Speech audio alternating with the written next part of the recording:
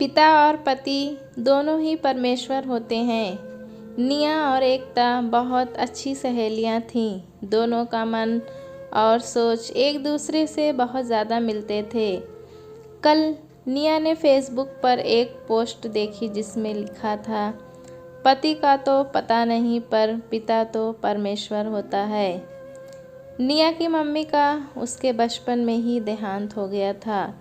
उसके भाई बहन भी नहीं थे, वो इकलौती थी। अपने पापा की लाडली थी। उसकी एक आवाज़ पर उसके पापा उसके लिए जान भी न्यौछावर कर देते थे।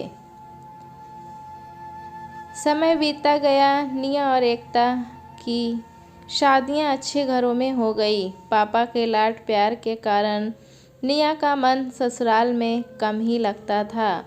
उसे अपने पापा की हमेशा चिंता रहती थी। निया के ससुराल वाले उसका मन समझने के कारण उसके पिता को अपने शहर ही ले आए और पास की सोसाइटी में एक फ्लैट दिला दिया। अब निया के नखरे उठाने को उसके पापा हमेशा उसके आसपास रहते थे। उसके दो प्यारे प्यारे बेटों की सुरक्षा, देखभाल और प्यार ही उनके जीने का सहारा था। कोरोना के कारण सबके जीवन में भूचाल आया और सबसे बड़ा तूफान निया के जीवन में आया। उसके पापा देखभाल और सावधानी के बावजूद भी कोरोना की चपेट में आ गए। अति उत्तम उपचार और देखभाल के बाद भी वे निया को रोता हुआ छोड़कर ईश्वर के पास चले गए।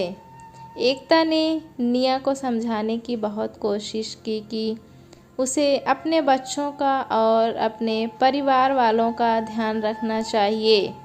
जब उसके ससुराल वाले इतने समझदार हैं तो उसे भी अपने पापा का मान रखते हुए अपने जीवन को सुचारू रूप से चलाने के लिए आगे बढ़ना चाहिए।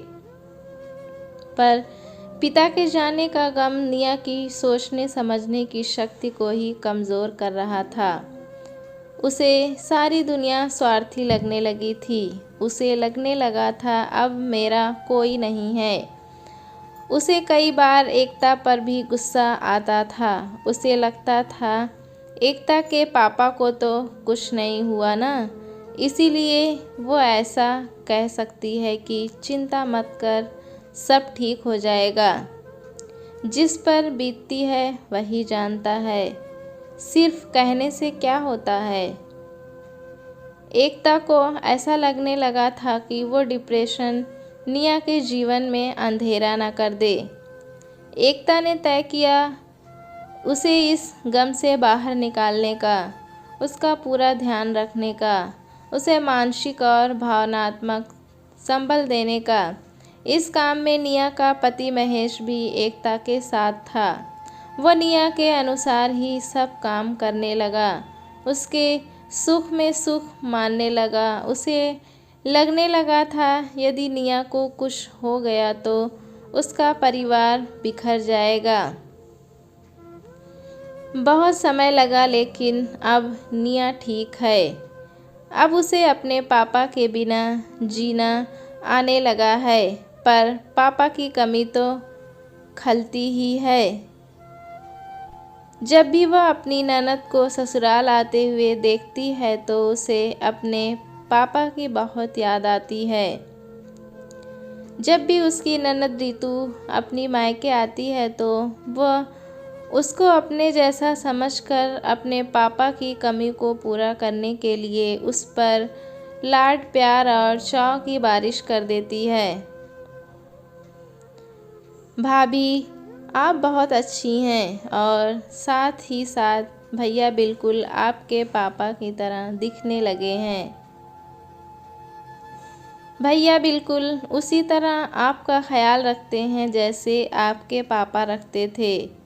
निया को समझ आ गया है और वह अपने पिता के साथ साथ अपने पति को भी परमेश्वर मानने लगी और अपने ससुराल वालों के लिए भी ईश्वर को मन से धन्यवाद देती है कि उसे इतना समझने वाला परिवार मिला। ईश्वर ऐसा परिवार सबको दे और सिर्फ पिता ही नहीं, पति भी परमेश्वर होता है। उसे आज भी बैठे बैठे काम करते करते अपने पापा की कमी तो खलती ही है। यह वो कमी है जो कोई भी पूरी नहीं कर सकता। यह सब जानते हैं, पर जीवन ऐसे ही चलता है, यह उसे समझ आने लगा है। जैसे निया अपने मानसिक तनाव और डिप्रेशन से लड़ी और बाहर निकलकर अपना जीवन आज़ादी और प्रसन्नता से जी रही है, उसी तरह हर लड़की को यदि परिवार का सुख, सहायता और सहारा मिले तो वो अपनी मानसिक परेशानियों से आसानी से बाहर निकल सकती हैं।